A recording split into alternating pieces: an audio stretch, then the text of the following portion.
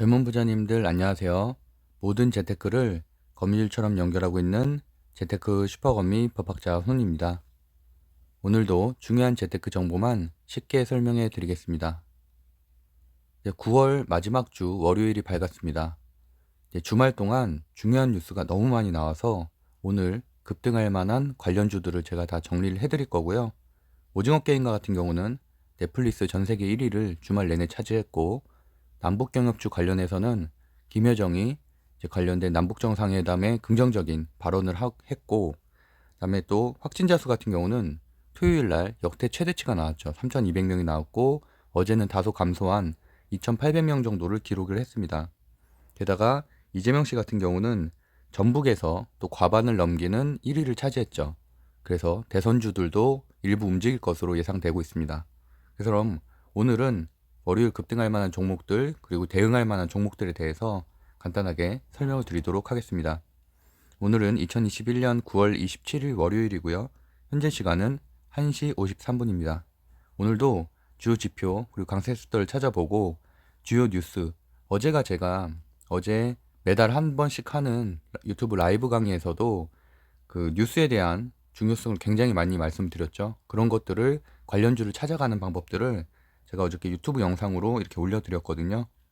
보시면은 여기 이제 좋은 주식 고르는 법이라고 이렇게 라이브로 1시간 40분 동안 했는데, 여기에서 한 주식 얘기가 1시간 정도 되고요. 나머지는 뭐 경매, 창업, 무자본 창업, 뭐 이런 부동산 투자 이런 것들에 대한 얘기를 했으니까 앞부분에 보시면은 제가 이제 주식을 선택하는 방법들, 종목들을 발굴해내는 방법들에 대해서도 간단하게 설명을 드렸고요. 그 다음에 뭐 대형주들에 관심이 있으신 분들은 이 대형주 매매 4일 전에 올렸었던 것들, 그리고 제가 지난주 금요일 새벽에 오징어 게임 관련주들이 급등하기 전에 버킷 스튜디오라든지 술박스에 대한 대응을 설명드렸었는데, 이런 것들도 참고하시면 좋을 것 같습니다. 그래서 오늘도 증시 분석, 상승률 1위부터 30위까지도 한번 다시 정리해보고 주말 동안에 있었던 뉴스와 급등할 만한 주식들을 체크해 보겠습니다.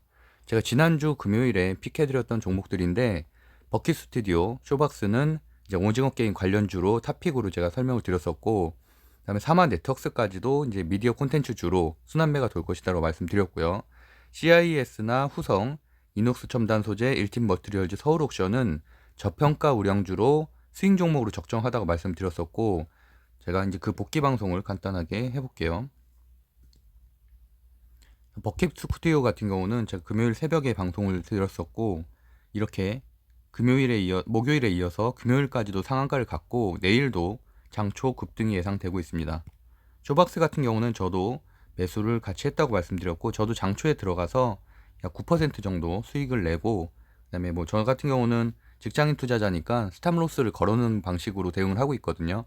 뭐 아무래도 제가 실시간으로 대응할 수 있는 뭐 전업 투자자라면 좀 더 수익을 냈겠지만, 저는 그래도 한 9% 정도 수익 낸 거에 충분히 만족을 하고 있습니다. 그래서 약 한 90만 원 정도 수익을 냈고요.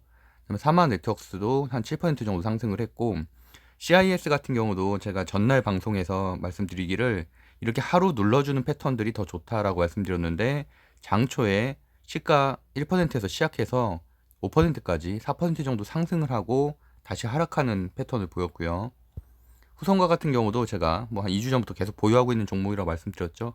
여기서 보시면은 그 아무래도 LNF가 이번에 증권사 리포트가 좀 잘 나오면서 LNF가 거의 이제 20, 한 4% 정도까지 급등을 했잖아요. 그러다 보니까 2차 전지가 에코프로브엠에 이어서 또 순환매가 돌았는데, 저평가 배터리 주인 또 후성마저도 이렇게 시가 2%에서 시작해서 10%까지 1분 틱으로 봐도 충분히 장초에 큰 상승률, 천천히 상승을 했기 때문에 저도 한 5% 정도 수익을 내고서 이제 매도를 했고요. 후성은 다시 저점에 재매수를 했기 때문에 추가적인 상승도 앞으로 있을 것이라 보고 있고, 이녹스 첨단 소재 같은 경우는 제가 신주가 풀린 날이라고 말씀드렸었죠. 그래서 이때도 보시면은 장초에는 제가 이날은 하락하고 다음 주 월요일부터 본격적으로 상승할 것이라고 말씀드렸었는데, 장 막판에 이렇게 들어올리면서 약 4% 정도 상승을 했습니다. 그래서 뭐 장초에 들어갔다면은 약 5% 정도 수익을 낼 수 있는 위치였고요. 일진 머트리얼즈 같은 경우도 뭐 동박 여전히 좋다고 말씀드렸죠. 최근에 급등을 한 적은 있지만, 이렇게 9% 정도 급등을 했지만 여전히 저평가 우량주로서 월봉으로 봐도 얼마 안 올라갔고요. 사실 에코프로비엠이나 LNF 같은 경우는 거의 60% 상승을 했는데 이번 달에 14%밖에 안 올라갔죠. 그래서 SKC와 함께 이제 동박, 대표적인 동박 관련된 주로 배터리 주로 체크해 보시면 될 것 같습니다. 서울옥션도 실적이 점점 좋아지고 있고 3분기 실적이 기대되기 때문에 여전히 지금도 매수하기 좋은 자리, 그리고 금요일에도 한 2% 정도는 수익을 낼 수 있을 만한 자리였는데 뭐 지금도 들어가기 충분히 좋은 자리라고 생각을 하고 있고요. 여기에 있는 스윙 종목들은 여전히 강세를 보일 것이라고 보고 있고, 버킷스튜디오나 쇼박스 같은 경우는 오늘도 장초에 급등을 하고 이제 하락을 할 것으로 예상을 하고 있습니다. 그럼 오늘도 주요지표 그리고 강세 섹터를 한번 체크해 볼게요.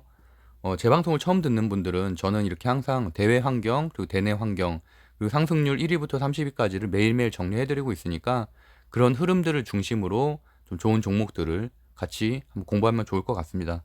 확진자 수는 다행히도 조금 줄어들은 2,771명이었는데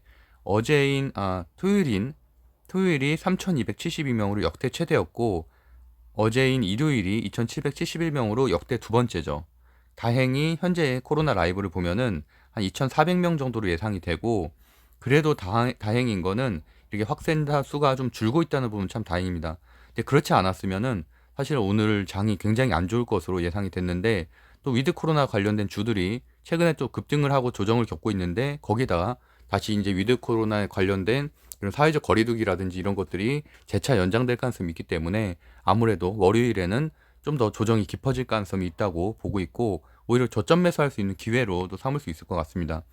1차 접종자 수는 현재 74%고 2차 접종자 수가 45%인데 오늘 질병관리청에서 부스터샷에 대한 얘기도 나왔죠. 그리고 이제 그 김 부총리가 이걸 땡기겠다. 김 총리가 이제 그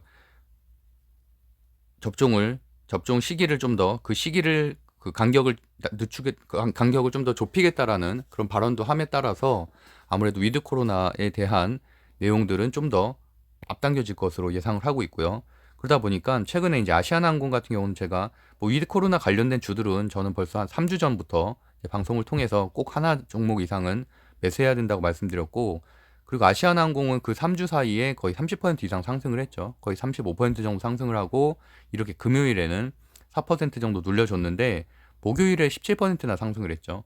그리고 대한항공도 여전히 좋은 위치를 가져가고 있고, 에어부산 같은 경우 최근에 상당히 급등세가 좋았지만 이제는 조금 이제 마무리되는 단계. 어쨌든 이 유상증자 이슈가 이제 어느 정도 이제 소강 상태로 접어들었기 때문에 에어부산이나 제주항공 같은 경우는 점차 이제 보합세로 유지될 것으로 보이고요. CGV 같은 경우도 최근에 급등 후에 한 3거래일 정도 눌려주고 있기 때문에 여전히 좋은 위치라고 보고 있습니다. 코스피 같은 경우는 보합으로 마무리가 됐고요. 사실은 장초에 좀 흐름이 좋아서 코스피, 코스닥 모두 좀 상승 마감되지 않을까 예상을 했는데 아쉽게도 그래도 코스피나 코스닥 모두 보합 정도로 마무리가 됐고, 다우존스 금요일에 다우존스 나스닥 장초에 좀 약하게 시작했지만 그래도 전약 후 강으로 상승 마감함에 따라서 이제 그런 부분들은 이제 어느 정도 보합 정도로 유지가 될 것 같고요. 다만 이제 아쉬운 거는 이제 중국 그 아시아 지수가 조금 낮게 나왔죠. 그래서 상해, 심천, 항생 모두 하락 마감했고 니케이 지수만 정권 교체 기대감으로 한 2% 정도 상승을 했습니다. 유럽 증시도 모두 이렇게 보합으로 또는 보합 내지는 한 1% 정도 하락으로 마감됐기 때문에 전반적인 대외 환경은 좋지는 않다라고 이렇게 해석할 수 있을 것 같고, 근데 이제 또 그 최근에 항대그룹 부동산주가 또 이렇게 11% 하락을 했어요. 사실은 그 채권에 대해서 이제 중국 내 위안에 대해서는 갚았는데 이제 달러를 갚지 못했죠. 그래서 여전히 항대그룹 리스크는 살아있다라고 보는 게 맞고, 그러다 보니까 지난주 금요일에 이렇게 중국 증시에서 부동산 관련된 주들이 일제히 하락하고 금융주까지도 하락하는 그 여전히 항대 리스크가 살아있다라는 것을 확인할 수 있었습니다. 국채금리 같은 경우는 3.6% 급등을 했죠. 그래서 제가 이렇게 급등하거나 급락하는 게 좋지 않은 시그널이라고 말씀드렸는데, 그리고 저는 이제 1.3%를 기준으로 해서 1.3% 이상이 되면은 아무래도 기술주에 대해서는 조금은 이렇게 국채금리가 상승하는 것이 기술주에는 좋지 않다라고 말씀드렸는데 이렇게 상승을 했고요. 또 환율이 사실 훨씬 더 중요하죠. 우리나라 입장에서는 외국인 수급에 결정적인 영향을 미칠 수 있기 때문에. 근데 이렇게 또 이거래일째 상승하는 움직임을 보고 있어서 전반적인 대외 환경은 좋지 않다라고 볼 수 있고요. 필라델피아 반도체 지수도 뭐 삼성전자나 하이닉스 같은 이런 데 반도체주에는 수급을 가져올 수 있는 부분인데 보합 정도로 마무리가 됐다. 이제 어쨌든 마이크론 테크놀로지가 좀 있으면 이번 주에 실적 발표를 하죠. 그리고 이제 삼성전자가 이제 사상 최대 실적 발표를 앞두고 있기 때문에 일정 부분은 그래도 좀 반등의 기회는 남아있다라고 보고 있습니다. 그리고 제가 매일 체크하는 빅수지수 같은 경우도 최근에 급등을 해서 제가 좀 우려를 나타냈는데 이제 공포지수가 이렇게 마이너스 72% 금요일에는 하락 마감하면서 이 부분은 그나마 조금 수급적으로 괜찮다라고 보고 있고요. 그리고 코스피, 코스닥 좀 살펴보면은 차트를 보면은 일단은 코스피가 사실은 차트가 상당히 좋지 않아요, 현재. 그래서 저는 지금 현재 대형주보다는 당연히 중소형주를, 코스닥의 중소형주를 투자해야 된다고 계속 말을 해오고 있고, 현재 역배열 상태예요. 5일 이동평균선, 20일 이동평균선, 60일, 120일이 완벽하게 역배열로 된 상태이고, 거기다 또 심지어 5일선을 금요일에 이탈을 했어요. 하락 마감하면서. 그래서 현재는 코스피는 대형주 수급이 참 들어오기 어려운 상황이다 라고 보고 있고, 코스닥을 살펴보면 그나마 20선, 지금 보라색으로 체크되어 있는 게 20선이죠. 20일 이동 평균선인데 현재 거기를 지지하고 있다는 건 그나마 고무적이고, 왜냐하면 테마주들이 지금 워낙 오징어 게임 관련된 주라든지 대선주라든지 배터리 관련된 주라든지 대부분 다 코스닥에 위치하고 있잖아요. 그러다 보니까 그나마 지수를 좀 버텨주고 있죠. 하지만 금요일에는 이렇게 외국인도 팔고 기관도 파는 양매도가 일어났다.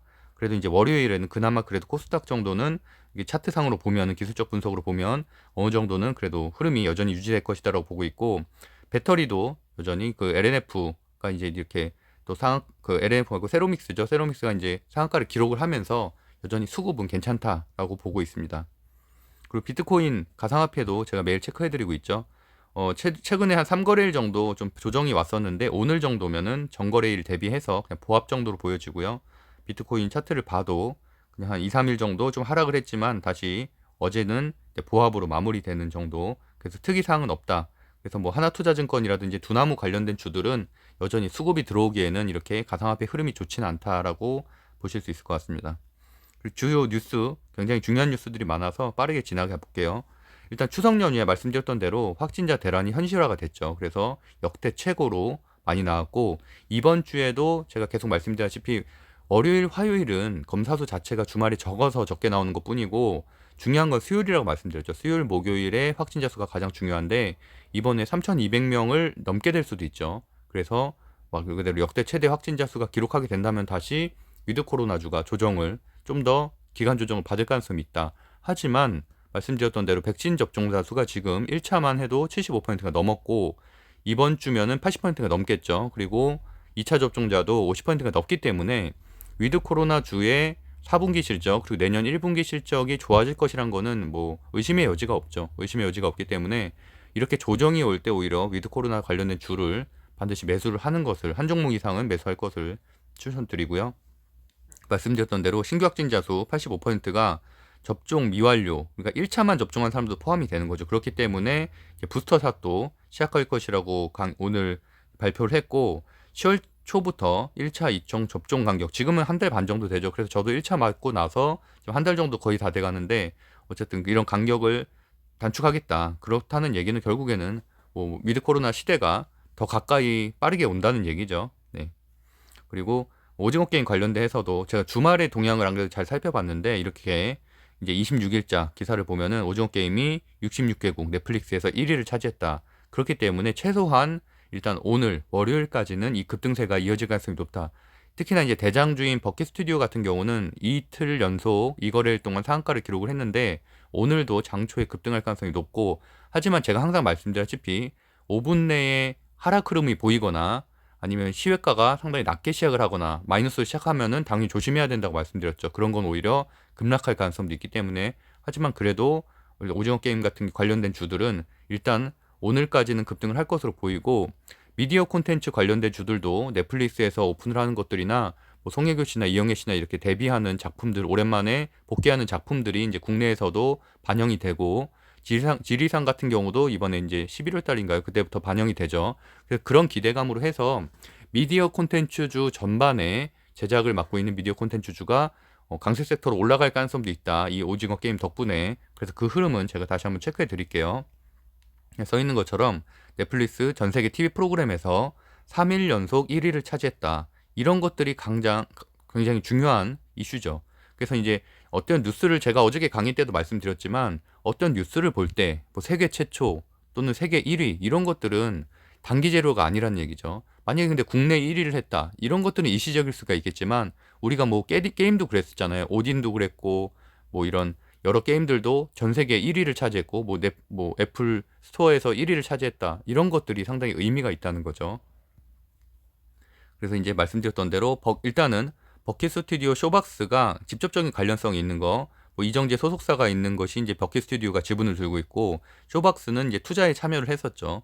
나머지 스튜디오 산타클로스나 사마 넥터스, 뭐 바른손, 펜터테인먼트 이런 것들은 미디어 콘텐츠 관련된 주인데 이제 순환매로 상승을 하고 있기 때문에 일단은 버킷 스튜디오가 대장주, 쇼박스가 부대장주 정도로 보는 게 맞다. 그리고 더군다나 이제 금요일 같은 경우 거래량이 상당히 많이 터져졌죠. 쇼박스는 거래량이 거의 역대급으로 터져졌기 때문에 여전히 상승 흐름은 이어질 것이다. 하지만 그래도 버킷 스튜디오가 많이 꺾인다면 쇼박스도 마찬가지로 같이 무너지겠죠. 그리고 이제 그 김여정이 목요일에 이어서 또다시 이 남북정상회담에 대해서 긍정적인 발언을 내놓음에 따라서 월요일에 장초에 급등을 하고 또 이제 장 막판에는 오후장에는 좀 하락을 할 것으로 예상을 되는데 그렇기 때문에 대북주는 항상 조심을 해야 되거든요.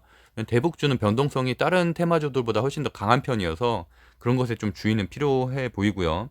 그래서 제가 뭐 대북주도 여러 번 정리해드렸지만 일단 순서를 보면은 최근에 순서를 보면 문재인 대통령이 그 유엔 총회에서 종전선언에 관해서 좀 구체적으로 말을 했죠. 그 부분 때문에 사실은 충분히 매수 포인트가 목요일에 있었고요. 그 다음에 두 번째로 24일에 종전선언 제안이 흥미있고 좋은 발상이라는 담화문을 냈고요. 이것 때문에 금요일에 신원이라든지 이런 것들이 좀 급등을 하게 됐고 또 어제 25일 담화문을 내고 남북 간 상호 존중이 유지된다면 남북 정상회담과 남북 공동 연락사무소를 재설치, 종전선언 논의할 수 있다고 밝혔다. 이런 것들은 당연히 급등을 가져올 수가 있겠죠. 그래서 뭐 신원이라든지 일식서체라든지 그런 종목들은 제가 뭐 법학자 훈훈이 그 남북 경협 이렇게 치면은 제가 예전에 했었던 방송들이 다 나오거든요. 그리고 뭐 종목명을 치셔도 되고요. 그래서 그런 식으로 좀 체크를 해보셔도 될 것 같고 일단은 신원이 상한가를 갔기 때문에 당연히 대장주고요. 신원은 뭐 3개월 전에 제가 최초로 남북 경협주 정리해드릴 때부터 제가 대장주라고 말씀드렸었고 거래량으로 보나 상승률로 보나 그리고 최근에도 크게 빠지진 않았어요. 다른 남북 경협주들은 고점 대비해서 30% 정도 빠졌는데 신원은 그래도 한 15%대에서 계속 지지를 하고 있었거든요. 그렇기 때문에 이번에도 급등을 이렇게 했었던 거고 일신석재도 18% 좋은 상승, 인디에프 아난티 정도까지 보시면 될 것 같고요. 새로 올라온 것들은 뭐 푸른 기술 정도가 9%대 상승을 했다. 하지만 거래량이 좀 적다. 뭐 유동 주식수 자체가 좀 적긴 하지만 어쨌든 그래서 거래량은 조금 다른 거에 비해서는 좀 적은 편이다. 그래서 상위권에 있는 것들 거래량이 있으면서도 상승률이 좋은 것들 중심으로 3개 정도까지만 보시면 될 것 같습니다. 그리고 이제 남북 경협 중에는 두 개로 나뉠 수가 있는데 이거는 개성공단 관련된 섬유 의복 또는 유통 이런 것과 관련된 것들이 좀 많고 농업 관련된 것들은 또 이렇게 상승률이 조금은 낮은 편이죠. 그래서 이제 조비 같은 경우 대장주는 한 9% 정도, 남해화학도 한 7% 정도. 그래서 이렇게 좀 분리해서 생각하시는 게 좀 좋을 것 같고요. 일단 상승률이 좋은 쪽은 개성공단 관련된 주인 이 신원이나 이신석재, 인디에프 쪽이다라고 일단은 보시면 될 것 같고 이 흐름이 바뀔 수도 있죠. 뭐 조비나 이런 쪽이 상승률이 더 좋아질 수도 있는 거지만 이렇게 관심 종목이 좀 넣어놓고서 분리해서 체크를 하시면 좋을 것 같습니다. 그리고 또 이제 이재명 그 야권 후보가 그 전북서 어쨌든 54% 압승을 했죠. 그래서 뭐 이낙연 씨가 1위를 토요일날 차지했지만 이제 그게 다시 뒤집어져서 결국에는 대세론이 좀 굳어지고 있다라는 흐름이고요. 거기다 이제 또 김두관 후보는 이제 지지를 하면서 이제 그만뒀고 그래서 보면 대장동 이슈가 최근에 있어서 이제 이재명 관련된 주가 좀 하락을 했는데 오늘 이게 터졌죠. 그 뭐 어쨌든 국민의힘의 그 어떤 국회의원의 아들이 50억을 받았다. 뭐 28억인가를 실수령액 받았다고 하는데 어쨌든 이 내용 때문에 이 대장동 그 어떻게 보면 게이트라고 할 수 있는 것들이 좀 묻히게 됐죠. 그러다 보면은 아무래도 이재명 씨 관련된 주가가 내일 장초에는 최소한 상승할 가능성이 있기 때문에 이렇게 체크를 해야 된다. 그래서 금요일에 상승률이 좀 좋았던 거 중심으로 보면은 동신건설이나 이스타코, 그다음에 카스 정도가 뭐 예전부터 좀 대장주급이었고요. 옛날 대장주들은 뭐 형제엘리트, 오리엔트바이오, 프리엠스 같은 곳들이었고, 그래서 어쨌든 그렇게 거래량이 있으면서도 상승률이 좋았던 것들 중심으로, 그래서 저 같은 경우는 이제 이스타코 같은 거 들고 있고, 그리고 뭐 동신건설도 지금 동신건설 같은 경우는 기본주택 관련주로도 묶이잖아요. 그러다 보니 건설주라 보니까 그래서 이제 그쪽으로도 정책적으로 보고 있고 어쨌든 이제 대선 전국이 뭐 윤석열 씨든 이재명 씨든 후보가 이제 단일화가 된다면 인물주보다는 당연히 정책주 쪽으로 흐를 가능성이 높기 때문에 그 정책주를 중심으로 매수를 해야 되고 인물주를 신규 매수하는 거 조금은 조심하셔도 된다라고 일단은 말씀드리고 싶습니다. 그리고 기업 리포트는 일단 주말 동안엔 특별하게 나온 건 없어요. 그래서 전체적으로 보면은 뭐 SKC라든지 동박 제가 아까 말씀드렸던 그다음에 뭐 유니셈이나 워닝모트리얼즈 같은 반도체 관련된 리포트가 오랜만에 좀 나왔고 그다음에 뭐 삼성전기, 그다음에 LG이노텍 같은 전장. 삼성전기나 사실 LG이노텍 뭐 현대차, 기아차 다 너무 못 가고 있죠. 정고점 대비하면은 거의 한 20% 이상 마이너스고. 근데 이제 제가 계속 나스닥 흐름도 좀 살펴보고 있는데 나스닥에 이제 전기차 관련된 피스커라든지 카누라든지 최근에 상승률이 다시 좋거든요. 그러다 보면은 결국에는 이 전기차주가 같이 움직이는 경향이 있어서 글로벌 증시와 피어 그룹들이잖아요. 그런 것들이. 그래서 GM이나 포드도 최근에 상승률이 다시 반등을 시작을 했기 때문에 조만간 뭐 현대차나 이런 삼성전기, 이런 현대위아, 뭐 LG이노텍 같은 곳에도 외국인 수급이 들어올 가능성이 있어서 좀 체크는 계속 해야 된다라고 보고 있습니다. 그래야지 1차 상승 시그널을 잡을 수 있기 때문이죠. 그래서 뭐 SKC도 뭐 목표가를 상향 조정을 했는데 그래도 어쨌든 SK 주가 관련된 주들이 계열사들이 이렇게 크게 흐름을 못 만들어내고 있어요. 그래서 좀 더 지켜봐야 된다라고 보고 있고요. LNF가 지난주 금요일에 큰 상승이 있었던 이유는 이 리포트 때문이죠. 테슬라양 2차 수주 5조 이상 예상이 된다. 그래서 상승 여력이 64%로 목표가를 상향 조정함에 따라서 이제 LNF와 LNF 지분을 들고 있는 그 어쨌든 곳이 상한가를 가게 됐죠. 그래서 이제 그런 흐름들 세로닉스가 이렇게 상한가를 갔고요. 세로닉스가 LNF 지분을 들고 있죠. 그리고 뭐 자회사고 그래서 어쨌든 LNF도 최근에 상승률이 상당히 좋았는데 이번 달에만 64% 정도 상승을 했고요.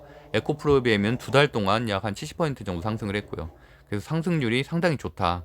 그래서 뭐 어쨌든 배터리 소재가 사실은 에코프로비엠이 너무 급등을 했기 때문에 어느 정도 이제 기간 조정이 들어갈 때가 됐다고 생각했는데 이 또 LNF에서 이런 호재가 터짐에 따라서 다시 한번 대주전자 재료, 그다음에 한솔케미컬, 뭐 후성 이런 데까지도 수급이 좀 돌았다라고 해석하시면 될 것 같습니다. 그리고 중치 분석 1위부터 30위까지 좀 체크해보고 시총 1위부터 10위까지도 뭐 좀 체크할 만한 것들 좀 볼게요.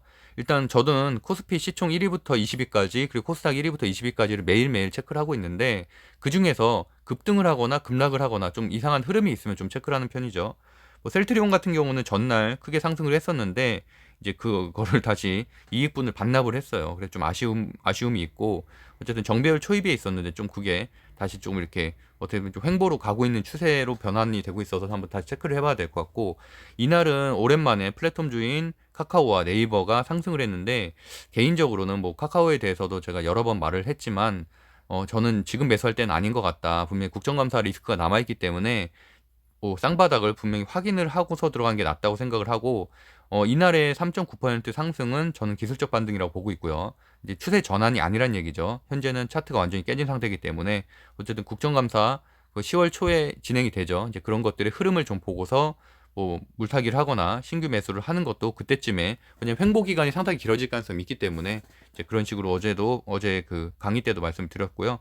외국인 수급이나 기관 수급은 상당히 빠지고 있는 상태이기 때문에 이제 그런 것들이 좀 아쉽다는 거죠. 네, 그 정도로 보시면 될 것 같고 코스닥은 여전히 말씀드렸던 대로 에코프로비엠도 최근에 급등을 했음에도 불구하고 보합으로 버텨주고 있고 LNF 뭐 이런 것들 배터리 관련된 주들 그다음에 펄어비스 같은 게임주들도 이렇게 잘 버텨주고 있어서 상대적으로 코스피보다는 코스닥의 차트가 훨씬 더 낫다.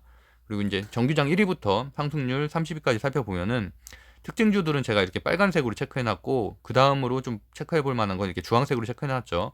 보시면은 신원이나 이렇게 일신석재 같은 남북경협주가 이렇게 큰 상승률을 보였고 그다음에 버킷스튜디오 쇼박스가 오징어 게임 관련된 줄 상승을 했고요. 신원, 세로닉스 보시면 제가 그 녹색으로 체크해 놓은 거 보면은 세로닉스, 대주전자재료, LNF 이런 것들은 이제 저평가 우량 주면서도 테마가 붙은 거죠. 배터리 쪽으로. 그래서 테슬라향 뭐 수주로 이렇게 급등을 했어. 이렇게 어쨌든 현재 이 1위부터 10위까지만을 분석을 한다면 일단 오징어 게임 관련된 주, 남북 경협주, 그다음에 배터리 이렇게가 여전히 강하다라고 체크를 할 수 있을 것 같고요. 11위부터 20위까지 보면은 스튜디오 산타크로스 같은 경우는 결국엔 여기도 마찬가지로 오징어 게임 관련된 주로 마이네임이 이제 넷플릭스에서 이제 수출이 되기 때문에 이제 그런 부분에 대해서 미디어 콘텐츠 주로 15% 상승을 했고요. 인디에프나 아난티 같은 경우도 아까 정리해드린 대로 남북경협 관련된 주로 상승을 했고, 그다음에 이지 같은 경우도 최근에 상승률이 좋았죠. 수소버스 관련된 주, 수소차 정도로 분리하면 될 것 같고요. 세로닉스는 자율주행차 흑자 전환했고, 그리고 이제 리눅스, 뭐 삼성전자, 미국 안정망 구축 이런 걸로 상승을 했다. 이런 개별 재료기 때문에 이런 것들은 뭐 관심 있는 분들은 체크하시면 되고, 제가 일단은 이렇게 체크 동그라미 쳐놓은 거 중심으로 일단 보시면 될 것 같아요. 여기도 보시면은 아까 1위부터 10위까지 마찬가지로 조비, 푸른기술, 데이아이티 이런 것들이 남북 경협주로 이렇게 상승을 했고, 그다음 동신건설, 형지엘리트는 이재명 씨 관련된 주로, 그렇기 때문에 이재명 씨가 이제 주말에 상승 호재가 있기 때문에 이런 것들도 뭐 추가적인 상승이 있을 가능성이 있겠죠. 그래서 그 정도로 일단 체크해 보시면 될 것 같습니다. 그리고 상한가 갔던 것들 4개 종목 보면은 버킷 스튜디오, 오징어 게임, 그다음에 신원, 남북경협, 그다음에 흥하해운은 뭐 거래재기로, 흥하해운이 지금 사거래일째 상한가죠. 사거래일째. 근데 뭐 저희가 들어갈 만한 종목은 아니니까. 그리고 이제 세로닉스도 이제 배터리 관련해서 상승을 했다 정도로 체크하시면 될 것 같고요. 거래량도 되게 중요하다고 말씀드렸고, 거래 대금도 되게 중요하다고 말씀드렸죠. 사실은 거래량보다는 거래 대금이 더 중요한데, 어쨌든 거래량도 쇼박스나 버킷 스튜디오가 이렇게 강한 흐름을 보이고 있기 때문에 월요일 추가 상승이 기대가 되고, 신원도 마찬가지죠. 일신석재도 마찬가지고, 이렇게 거래량 상위를 모두 다 오징어 게임과 남북경협주가 차지했다는 게 중요한 내용이죠. 그리고 거래 금액 상위도 이렇게 LNF나 쇼박스 이런 것들이 좀 들어가 있다. 대주전자 재료. 그래서 이런 것들을 좀 체크해 보시면 될 것 같고요. 그다음에 외국인 순매수 상위도 보면은 전날 LG화학, 그다음에 SK이노베이션 오랜만에 배터리 대형주도 움직였다라는 건 되게 유의미하죠. LG화학과 같은 경우는 이제 GM에서 다시 그 배터리 수주를 하기로 한 것 때문에 이제 급등을 그 전날 했었고, 그럼에도 불구하고 안 밀리고 버텼다는 게 상당히 유의미하죠. 이렇다는 얘기는 이번 주에도 추가 상승 여력이 충분히 있다는 얘기고요. 대한항공도 이제 외국인이 매수를 많이 했다. 그리고 보시면 기관 순매수도 대한항공이 상당히 좋다. 대한항공을 보시면 수급을 보시면 알겠지만 외국인 수급, 기관 수급이 상당히 많이 들어오고 있기 때문에 굉장히 견조한 흐름이라고 보이고 있습니다. 그래서 이렇게 오늘처럼 뭐 확진자 수 급증으로 인해서 하락을 하게 된다면은 뭐 분할 매수해서 매수하는 것도 좋은 전략이라고 보고 있습니다. 프로그램 순매수 종목들 중에서도 보면은 금융주 하나생명이나 BNK 뭐 금융주지가 들어가 있다는 정도 그냥 체크하시면 될 것 같고요. 그래서 일단 강세 섹터, 오늘의 강세 섹터까지 이어질 금요일 강세 섹터를 체크해 보면은 남북 경협주가 6개나 있었고 1위부터 30위까지 중에 오징어 게임 관련된 주가 3개나 있었다. 그래서 오늘도 이 흐름은 이어질 가능성이 높다라고 보고 있습니다. 그리고 삼성전자, LG전자가 코로나 특수로 인해서 3분기 역대 최대 매출이 예상이 되는데, 이제 3분기 실적 발표 시즌이 다음 주부터 시작이 되죠. 삼성전자 시작으로. 그렇기 때문에 10월 달은 당연히 실적 시즌. 그래서 실적 시즌은 매번 뭐 1분기, 2분기, 3분기, 4분기 때마다 그때만 강한 종목들은 당연히 뭐 어닝 서프라이즈가 나오거나 아니면 실적 기대감이 있는 종목들. 그래서 저 같은 경우는 효성을 금요일 날 매수를 했거든요. 효성 삼형제 같은 경우는 효성 첨단 소재, TNC, 효성 화학과 같은 경우는 실적 시즌에 상당히 강한 흐름을 매분기 때마다 지금 보이고 있어요. 그런 게 패턴이죠. 그런 패턴들을 기억하고 있다가 저는 그 중에서도 정배열 차트고 차트가 상당히 좋은 효성을 이제 매수를 해서 들고 있습니다. 그래서 오늘의 관점 정리해보면은 일단 제가 파란색으로 체크한 것들은 좀 좋지 않은 것들이고 노란색으로 체크한 것들이 좀 좋은 호재들이죠. 보시면은 일단 미국장, 유럽장이 금요일에 보합 내지는 하락장으로 마무리됐다는 건 좋지 않고, 항다그룹도 11% 폭락을 했다는 건 여전히 항다 리스크가 있다는 거니까 어쨌든 대외적인 환경은 좋지 않다. 환율도 상승하고 있고 확진자 수도 최대치. 그래서 어쨌든 오늘은 하락장이 될 가능성이 높은데, 그래서 그 안에서도 뭐 테마주들은 또 움직이니까 그런 데서 뭐 적절하게 수익 실현을 하면 될 것 같고, 대신 하락장일 때 테마주는 성공 확률이 점점 떨어지거든요. 그래서 급등 후에 급락할 가능성이 있기 때문에 항상 하락장에서 테마주를 신규 진입할 때는 조심을 해야 되고요. 반대로 상승장일 때는 그 흐름이 훨씬 더 강하게 이어질 가능성이 높죠. 그래서 오늘도 급등할 주식들은 보면은 오징어 게임, 남북경협주, 그다음에 이재명 씨 관련된 주 정도로 3가지 섹터를 보면 될 것 같고, 대형주는 항상 말씀드리다시피 뭐 정배열 20일 이동평균선 기준으로 매수를 하면 되고, 실적 시즌이기 때문에 실적 기대감이 있는 증거사 리포트도 제가 매일매일 정리해드리고 있으니까 좀 눈에 띄는 것들은 미리 방송을 통해서 알려드리도록 하겠습니다. 네, 구독과 좋아요는 사랑입니다. 제가 운영하고 있는 네이버 카페 젊은 부자들에서 10월 재테크 스터디를 운영을 하고 있거든요. 그래서 네이버에서 젊은 부자들 치시면은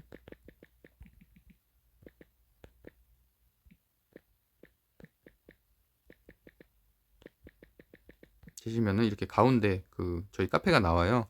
그래서 뭐 오프라인 모임도 함께 하는 스터디고요. 보시면은 10월 반 정규 신청이 나오는데, 이거는 뭐 제가 이제 재테크 강의 같은 경우를 매달 하기도 하지만 일반적으로는 어쨌든 같이 공부하는, 재테크 공부하고 경제 공부하는 습관을 만드는 스터디거든요. 그래서 해당 내용 읽어보시고 관심 있는 분들은 신청하시면 될 것 같습니다. 네, 그럼 하여튼 이번 주가 이제 9월 마지막 장인데, 어쨌든 뭐 좀 중요한 장이라고 생각을 하고, 특히나 이제 코스피 같은 경우는 차트가 상당히 좋지 않은 상태여서 오늘은 그래도 좀 상승으로, 뭐 이번 주 상승으로 좀 하면서 좀 흐름이 좀 바뀌었으면 좋겠다는 바람입니다. 오늘도 행복한 하루 보내시고요. 성공 투자하세요. 감사합니다.